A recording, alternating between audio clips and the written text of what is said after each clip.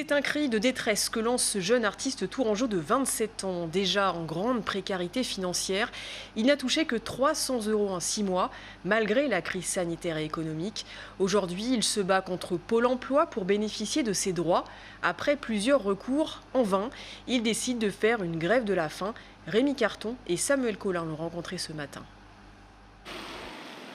Pancarte dans une main, tente dans l'autre, Axel joue ici sa dernière carte. Le pas assuré direction l'agence Pôle emploi de Tours-Nord. Et c'est devant l'entrée que le jeune homme entame sa grève de la faim. Là, j'ai tout ce qu'il me faut. J'ai 2 sacs de couchage, un matelas, de quoi lire et passer la nuit. Donc je suis prêt à rester autant de temps qu'il faudra. Je suis déterminé. Déterminé à se faire entendre. Depuis novembre dernier, il estime être arrivé à son objectif, basculer sous le régime d'intermittent du spectacle. En 2020, il enchaîne les contrats et réalise les 507 heures minimum demandées. Problème, en juillet dernier, il travaille aussi comme livreur de pizza sous le régime général.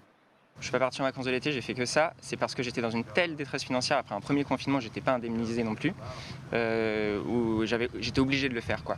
Et ensuite, donc depuis novembre, j'ai mes heures. Moi, ce que je demande, c'est qu'on me donne mes droits. J'ai cotisé pour ça. C'est pas de l'assistanat, c'est des choses que je mérite en fait. Un seul versement pour Axel depuis novembre, 327 €. En cause, la démission de ce poste de livreur de pizza et la suspension de fait de ses droits à l'indemnisation chômage. Malgré les recours et médiations, impossible pour lui d'être entendu par l'organisme et faire valoir ses cachets réalisés. En fin de journée, Pôle emploi nous informe du traitement récent du dossier et du nombre d'heures suffisant pour changer de régime. Une victoire pour Axel, officiellement intermittent du spectacle.